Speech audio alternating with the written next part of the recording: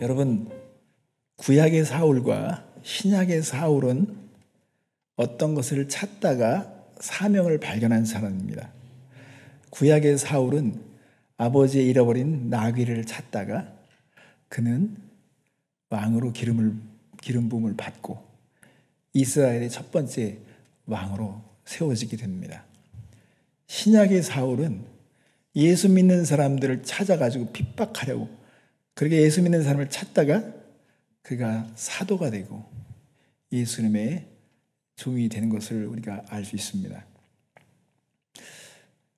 여러분, 어떤 사람은요, 건강을 잃어버려가지고 건강을 찾다가 예수님을 만나는 경우도 있습니다. 어떤 사람은 의미를 찾다가, 소망을 찾다가 예수님 앞에 자신이 이렇게 있는 모습을 발견할 수가 있습니다. 이스라엘 백성은 왕을 달라고 했어요. 보이지 않는 하나님 말고 보이는 하나님, 보이는 왕, 보이는 통치자를 달라는 거예요. 다른 나라는 다 있는데 왜 우리만 없냐고 이렇게 하는 거예요. 그래서 원래 다른 것이고, 그래서 택한 받은 것이고, 그래서 구별시킨 것인데 이 백성들은 그것을 만족하지 못했습니다. 그래서 보이는 왕을 달라고 했습니다. 여기에 사실은 사무엘에게도 책임이 있어요. 자식들 관리를 잘했어야 되는데 자식들이 뇌물을 받아먹고 부패하니까 백성들이 여기에 더 확신을 갖게 된 것입니다. 사람은 안 된다. 그러면서도 자기들은 보이는 왕을 찾죠. 자, 오늘 우리가 읽은 말씀은 사실은 여러분들이 사무엘상 말씀을 함께 묵상했으면 더 이해가 쉽고요, 자연스러울 텐데요. 이게 우리의 답답함이 있을 수 있어요. 왜냐하면 성경 말씀을 묵상하지 않고 읽지 않은 사람은 구약의 사울과 신약의 사울도 구분하지 못할 뿐더러, 그리고 이 말씀의 전후좌우를 모르기 때문에 막 어리둥절합니다. 근데 우리가 말씀을 묵상해 왔다면 사무엘이 왕으로 세워지는 이 과정 속에서, 사울이 왕이 되어지는 이 과정 속에서 사무엘이 얼마나 고뇌에 빠졌는지, 그리고 하나님이 얼마나 이 상황을 불편하게 여기셨는지를 우리는 느끼셨잖아요. 그런데 어찌됐든지 간에 자식들이 막 달려들어가지고 이거 안 해주면 나 죽을 거라고 말하면 부모들이 뭐 다 져주잖아요. 근데 이스라엘 백성이 왕을 요구하니까 하나님께서 최선을 다해서 그들에게 적합한 왕을 소개하려고 이스라엘 전역을 다 뒤져봤을 때 하나님의 눈에 사울이 들어온 것입니다. 사울은 그 첫 장면에서 나귀를 찾는데, 와, 그냥 하루 찾고서는 포기하는 성질이 아니에요. 최선을 다해서 사울을 막 찾는데 그래도 계속 찾고 있는 거예요. 그것만 봐도 특별한 사람이죠. 우리가 사울을 평가할 때 그렇게 막 처음부터 결론을 내리고 평가하는 것은 좋지가 않습니다. 사울이 처음에 그가 보였던 그 마음은 우리와 비슷해요. 우리가 하나님 앞에 부름받고 나갔던 그 모습과 비슷합니다. 여러분, 우리는 하나님을 만났을 때 구도자의 입장에서 처음부터 그렇게 하나님을 만나지 않았어요. 오늘 10장 1절 말씀이면 이에 사무엘이 기름병을 가져다가 사울의 머리에 붓고 입맞추며 이르되 여호와께서 내게 기름을 부으사 그의 기업의 지도자로 삼지 아니하셨느냐. 사울에게 기름을 부으면서 하나님께서 너를 왕으로 세우시기 원한다는 걸 지금 전하고 있는 것입니다. 성도 여러분, 사울이 얼마나 당황했을 것 같을까요? 당황했겠죠. 준비도 안 돼 있어요. 자신은 왕이 되고자 하는 생각을 한 번도 가져본 적이 없습니다. 이처럼 여러분도 마찬가지죠. 우리가 복음을 듣게 된 것, 하나님의 사랑에 대해서 알게 된 것, 누군가 우리에게 복음을 전해주는 사람이 있었고 또 우리는 그런 경험들을 다 가지고 있습니다. 사울이 사무엘을 만나는 모든 과정 속에 하나님의 모든 섭리와 시간 스케줄이 다 있었어요. 그 사건과 장소, 그 만남의 방법들도 하나님은 다 계획하신 것입니다. 알려지지 않은 사울이라고 하는 사람이 사무엘 앞에 나아갈 수 있으려면 어떤 계기가 필요한데 하나님은 나귀를 사용하셔서 그렇게 사무엘과 사울의 만남을 만드셨는데 사무엘은 이미 하나님의 결정된 마음을 보고 사울에게 기름을 붓고 있었습니다. 그런데 사울은 준비되지가 않은 것이죠. 우리도 마찬가지죠. 어떻게 하다가 우리는 복음 앞에 머물게 됐고 이 복음을 받아들이면서도 한편으로는 이게 사실인지 진감인가 할 때가 있어요. 처음부터 막 불같은 마음이 있었던 게 아닙니다. 그런데 분명한 사실은 사울은 하나님께서 선택하시고 부르셨다는 것이고 그에게 사명을 주시고자 했다는 것입니다. 그래서 사도 바울은 우리 부르심에 대해서도 그렇게 말하고 있어요. 에베소 1장 4절 5절 말씀이면 곧 창세전에 그리스도 안에서 우리를 택하사 우리로 사랑 안에서 그 앞에 거룩하고 흠이 없게 하시려고 그 기쁘신 뜻대로 우리를 예정하사 예수 그리스도로 말미암아 자기 아들들이 되게 하셨으니 사울에게 기름을 부으셨다고 하는 것은 구별시킨 것이고 왕으로서 그를 세우는 그런 의식을 치렀던 거라고 볼 수 있습니다. 이처럼 성도로 부름받았다. 우리가 교회가 됐다고 하는 것은 거기에는 부르심에 대한 것이 내포되어 있어요. 하나님께서 구별했다는 것. 성도는 거룩한 무리죠. 구별했다는 것이 있습니다. 그래서 요한일서 2장 20절에 보면 너희는 거룩하신 자에게서 기름 부음을 받고 모든 것을 아느니라. 이렇게 선언하고 있습니다. 그럼에도 사울은 여전히 불안합니다. 준비되지 않은 마음은 똑같습니다. 사무엘이 기름을 붓고 하지만 지금 이곳 상황 자체를 받아들이기가 힘듭니다. 그래서 사무엘은 사울에게 하나님께서 말씀하신 징조를 얘기해 주는데 이 징조가 이루어지면은 사울이 그것을 믿을 거라고 생각했습니다. 그래서 세 가지 징조를 얘기합니다. 이 세 가지 징조가 이루어지면 너는 믿게 될 것이다.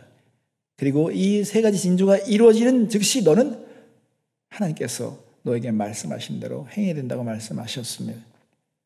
여러분 어떤 징조일까요? 사무엘상 10장 7절에 보면 이 징조가 내게 임하거든 너는 기회를 따라 행하라. 하나님이 너와 함께 하시느니라. 자, 그러면 오늘 세 가지 부인할 수 없는 확실한 징조를 여러분께 말씀드리겠습니다. 그런데 이 세 가지 징조가 어떤 의미가 있을까요? 사울에게 어떤 의미가 있을까? 이것도 생각해 보도록 하겠습니다. 첫 번째 징조는 라헬의 묘실 곁에서 징조가 이제 나타날 것입니다. 사무엘상 10장 2절이면 내가 오늘 나를 떠나 가다가 베냐민 경계 셀사에 있는 라헬의 묘실 곁에서 두 사람을 만나리니 그들이 내게 이르기를 내가 찾으러 갔던 암나귀들을 찾은지라 내 아버지가 암나귀들의 염려는 놓았으나 너로 말미암아 걱정하여 이르되 내 아들을 위하여 어찌하리요 하더라 할 것이요. 사무엘이 사울에게 설명해 주는 이 징조가요. 장소가 있고요. 어떤 사람들이 있고 사람의 숫자까지 정확하게 말하고 있습니다. 그리고 어떤 일이 벌어질 것이고 그들이 어떤 상황 가운데 어떤 것을 서로 주고받게 될 것인지 어떤 말을 하게 될 것인지 이런 것들을 다 구체적으로 설명하고 있는데 이게 순차적으로 이루어지기 위해서는요. 이 확률 자체가요. 상상을 초월하는 것입니다. 이게 다 정확하게 이루어지려면 그것은요. 정말로 이 모든 상황을 다 주관하는 절대자가 여기에 관여해야 되는 것입니다. 이건 절대 불가능한 확률인 것입니다. 근데 왜 나귀가 라헬이라는 묘지 곁에 있는 두 사람에게서 나귀를 찾았다는 얘기를 듣게 될 것인가? 되게 의미심장한 것입니다. 왜냐하면 사울은 베냐민 지파에 속한 사람이죠. 그러나 여러분 사사기서 20장에 보면 거기에 이 베냐민 지파에 속한 사람들이 성폭행을 해가지고요 내전이 번지게 됩니다. 그래서 베냐민 지파의 남자들이 씨가 말라버려요. 다 죽습니다. 근데 하나님은 항상 남은 자를 만드시잖아요. 극적으로 다 그렇게 만드시죠. 그래가지고 베냐민 지파는 아주 그냥 작은 지파로 쪼그라들어요. 남자들이 없어서 씨가 말라가지고. 그러니까 이 베냐민 지파에 속한 사람들은요, 되게 소심해지고 그리고 자아에 대한 정체성이 되게 희미한 겁니다. 여러분, 이렇게 되는 데 있어서는 다 이유가 있어요. 우리 가족 사이에도 다 이유가 있죠. 우리 집안과 가문을 볼 때 뭐 자랑스러움이 없어요. 그런데 베냐민이 누굽니까? 베냐민은 라헬의 자식이죠. 라헬은 야곱이 사랑했던 여인입니다. 어떻게 보면 이스라엘에 있어서 라헬의 위치는 되게 중요한 위치가 있어요. 그런데 사울이 베냐민 지파에 속해 있지만 이게 자신이 없어하는 이것들을 보면서 하나님께서는 그 라헬의 묘지에서 네가 잃어버린 나귀를 찾게 될 것을 들을 거라고 얘기하시는데, 이 징조는 되게 중요한 의미가 있는 것입니다. 내 근원을 생각해 보라는 것입니다. 성도 여러분, 우리가 하나님의 일을 하기 위해서는요, 제일 중요한 게요, 나에 대한 정체성을 찾는 것입니다. 내가 누구인가? 사도 바울은 항상 편지를 쓸 때마다 자신이 누구의 종인지, 어떤 일로 부름받았는지를 항상 밝혀주고 있습니다. 그것처럼 자아상, 이 자기의 정체성을 말씀의 근거에서 찾아야 되는데, 하나님은 사울이 그 나의 묘지 곁에서 잃어버린 걸 찾게 함으로써 그의 정체성, 자부심에 대해서 그것을 일깨워준다고 볼 수 있습니다. 두 번째, 다볼 상수리남에 이르면 어떤 징조가 있을 것인지 말씀하십니다. 자, 3절 보겠습니다. 내가 거기서 더 나아가서 다볼 상수리남에 이르면 거기서 하나님을 배우려고 베델로 올라가는 세 사람을 만나리니, 한 사람은 염소 새끼 셋을 이끌었고 한 사람은 떡 세 덩이를 가졌고 한 사람은 포도주 한 가죽 부대를 가진 자라. 4절, 그들이 내게 문안하고 떡 두 덩이를 주겠고 너는 그의 손에서 받으리라. 자, 다볼 상수리남에 이르면 하나님께 예배하려고 올라가는 사람들의 손에 들려진 것들이 있는데, 그 들려진 것 가운데서 떡 두 덩이를 너의 손에 들려줄 거라고 말씀하셨습니다. 이것은 공급에 대한 문제를 하나님께서 책임지겠다고 말씀하시는 것입니다. 왜냐하면 왕이 되면 왕은 백성에 대해서 책임을 져야 되는데, 이 백성에 대한 이 공급에 대한 문제에 대해서 지도력을 발휘해야 되고, 왕은 거기에 대해서 능력을 보여야 되는데, 하나님은 말씀하시는 거예요. 사울아, 네가 이 공급에 대한 문제는 걱정하지 마라. 내가 책임질 것이다. 봐라, 네가 다볼 상수리나무에 이르면 예배제들을 만들 텐데 그 예배제들이 들려진 것들을 너에게 그냥 줄 거야. 여러분, 우리가 전심으로 하나님을 섬기고 하나님을 의지하고 하나님을 사랑하면 하나님께서 공급의 문제를 책임져 주시겠다고 하는 걸 말씀하고 있는 거예요, 사울에게.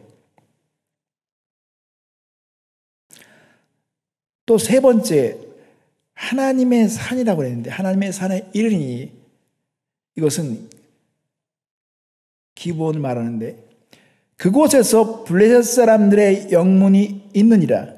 내가 그리로 가서 그 성읍으로 들어갈 때 선자의 무리가 산당에서부터 비파와 소고와 저와 수금을 앞세우고 예언하며 내려온 것을 만날 것이요.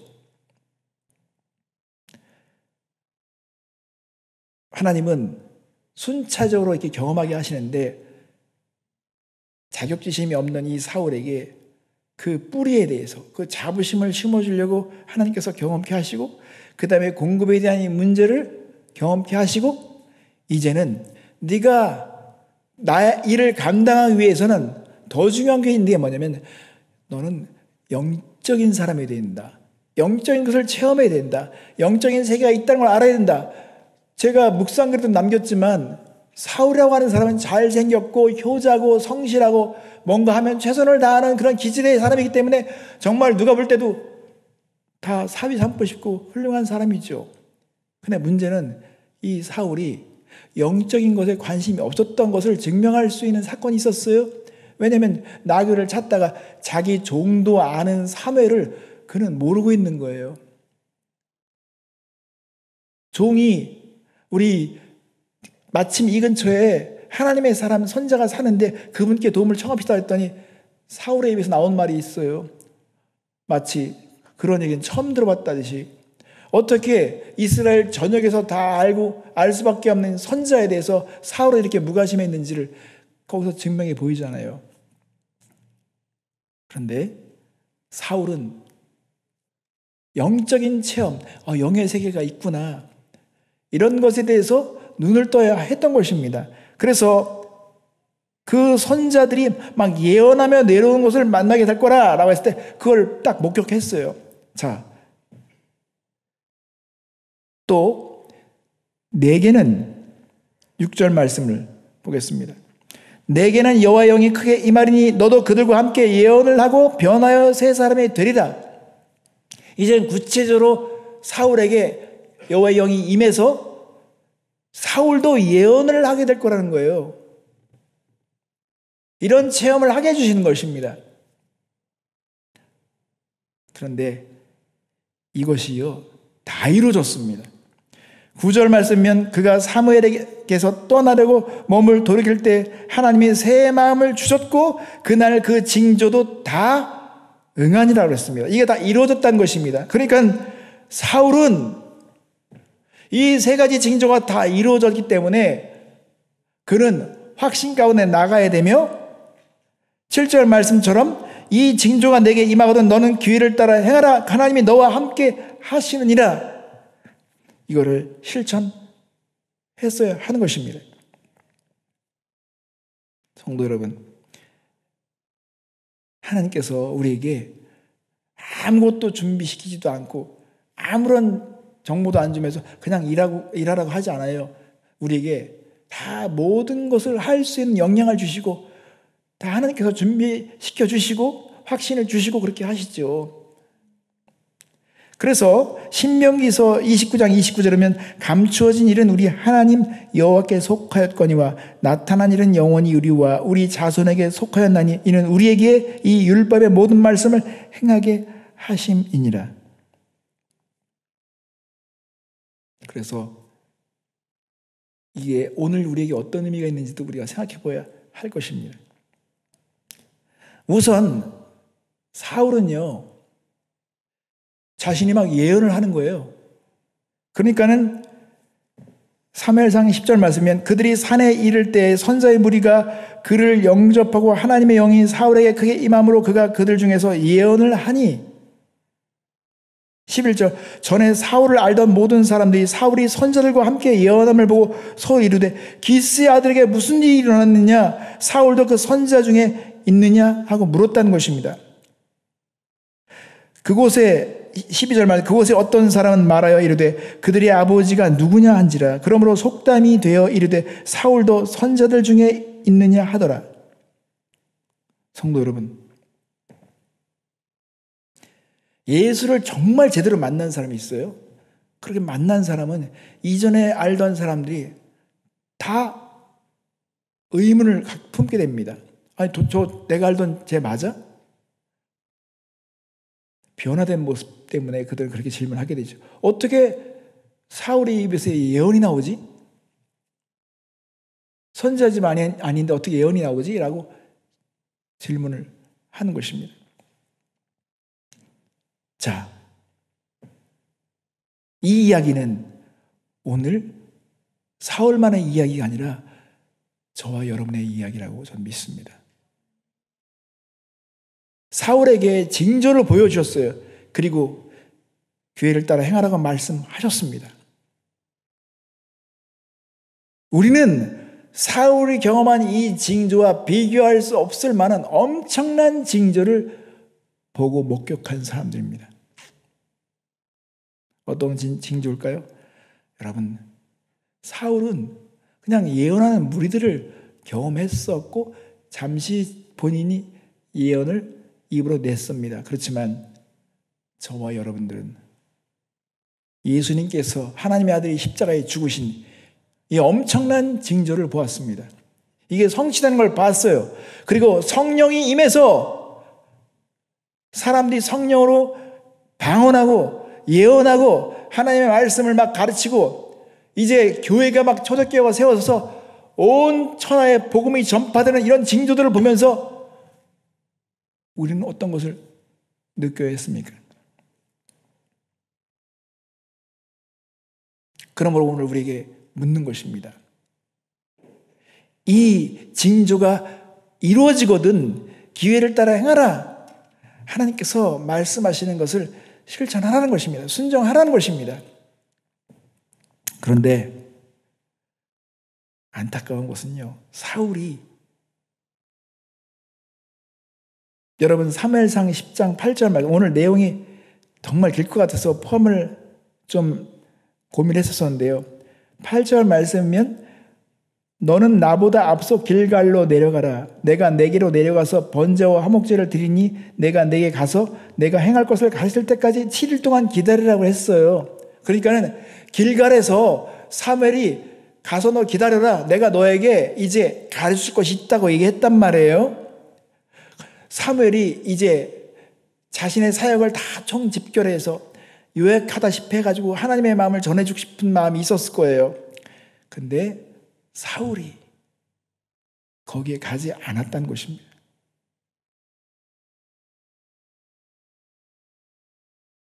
그냥 다시 그는 평상시처럼 일하러 갔어요.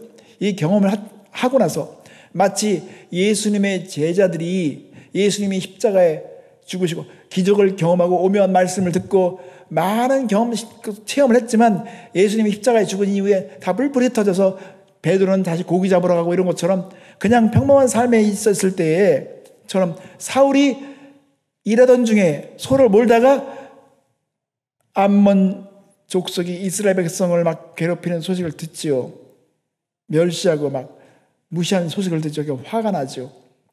그래서 어제 말씀 우리가 보았듯이 사울이 전쟁을 일으켜가지고요 대승을 거두게 됩니다. 그래서 승리를 경험하죠. 근데 이런 게 있어요. 사람들이 어떤 체험과 기적 이런 것을 체험함으로써 믿음이 막 갑자기 있어 보이고 뭔가 이룬 것 같고 대우받고 사람들에게 환영을 받고 존경을 받는 모습들이 있을 수 있죠. 사울이 지금 그런 경험을 합니다.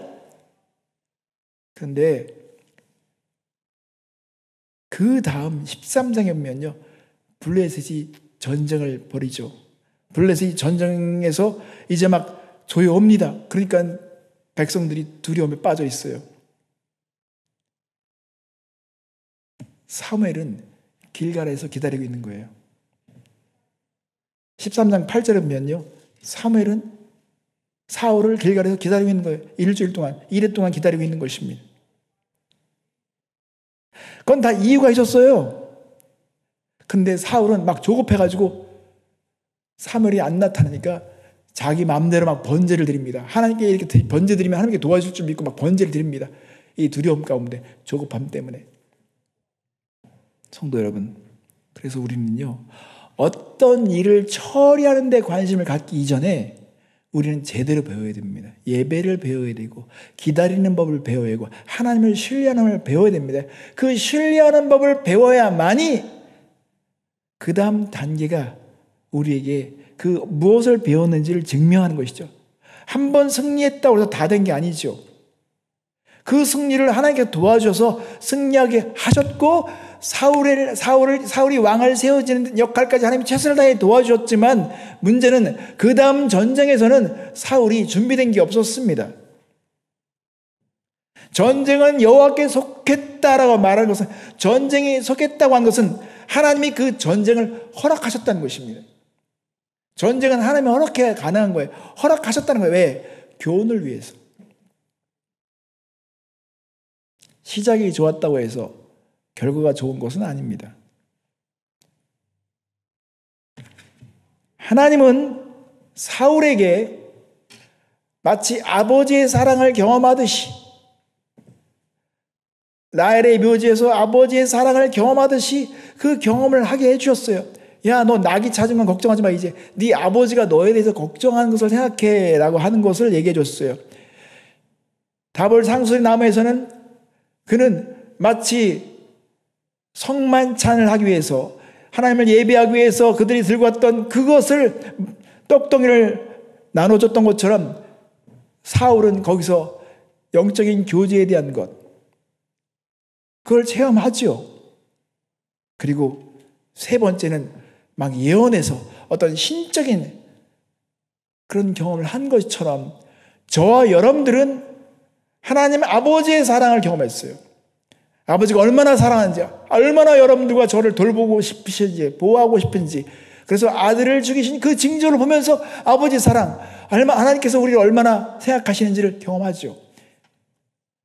우리는 예배를 통해서, 성찬을 통해서 예수님과의 교제에 대한 경험을 하게 된 것입니다.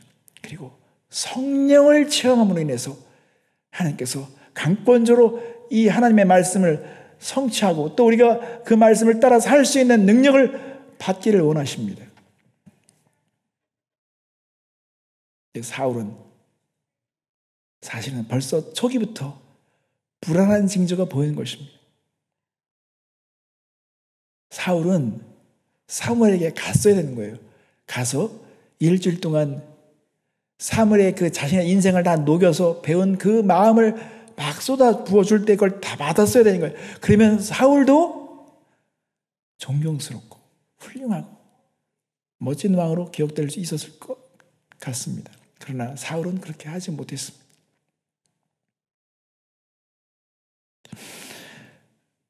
우리가 우리의 삶으로 돌아왔을 때 여러분, 사울은 당나귀, 나귀를 찾는 데만 관심을 가졌지만 하나님은 더 큰 목적과 계획이 있었던 것처럼 우리가 우리의 삶에서 어떤 것을 찾느라고 많은 시간을 소비하지만 정작 우리는 더 큰 하나님의 비전에 대해서 관심을 갖지 못할 수가 있습니다.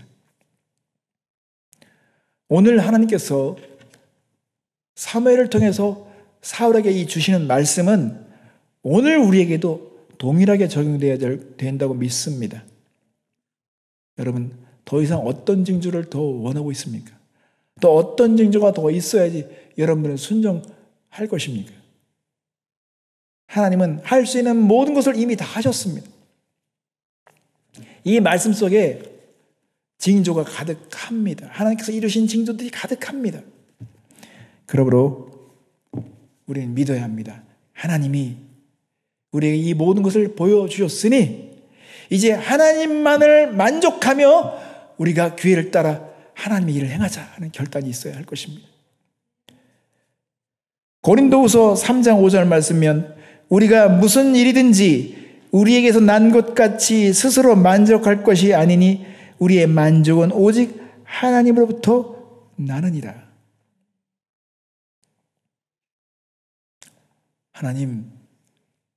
하나님이면 충분합니다. 예수님이면 충분합니다. 만족해야 되겠죠.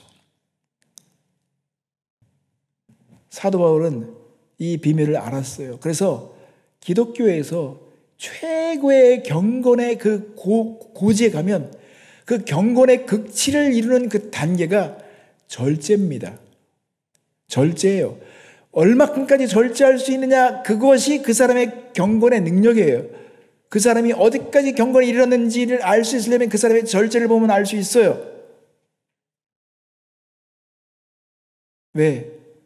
만족이 어서부터 오는지를 알기 때문에 절제할 수 있는 거예요. 집에 막 먹을 것이 천지야. 막 집에 냉장고를 열면 먹을 게 꽉 차 있어. 그럼 밖에 나서 먹을 것 때문에 안 싸워요. 근데 집에 먹을 게 없어. 근데 말하면 막 있는 것처럼 막 얘기해. 근데 집에 가면 먹을 게 없으니까 막 싸워서라도 먹어야 돼. 하나라도 더 빼서 먹어야 돼. 왜? 없으니까 그런 거예요. 그러나 진짜 만족을 하면 가져와. 괜찮아. 이렇게 되는 거죠. 하나님은 우리가 그런 사람이 되기 원하십니다. 만족이 어디서부터 오는지를 아는 사람, 그리고 우리는 징조를 본 사람처럼 우리는 기회를 따라 행해야 합니다. 그래서 징조가 임하거든 행하라는 것입니다.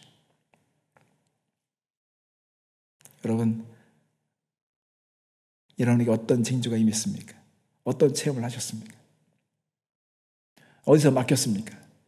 그러니까 사울의 그 부름받는 과정부터 시작해서 사울이 사무엘을 만나서 듣게 된 이야기부터 또 사울이 보여주는 행위를 볼 때 우리는 어딘가에 어느 지점에 우리도 같은 모습으로 서 있을 수도 있을 것입니다. 근데 우리는 사울을 넘어서야 합니다. 그리고 사울이 어디서 실패했는지를 정확히 보고 그것과 정반대 행위를 해야 합니다. 우리는 배워야 됩니다. 예배를 배워야 합니다. 기다리는 걸 배워야 합니다. 그리고 만족이 어디서 또 오는지를 확실하게 체험해야 합니다. 그래야 우리는 넉넉한 사람이 될 것이고 하나님이 말씀하실 때 토를 달지 않고 순종하게 될 것입니다.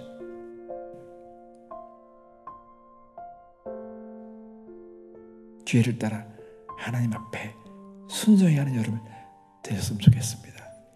함께 이 시간 기도하겠습니다.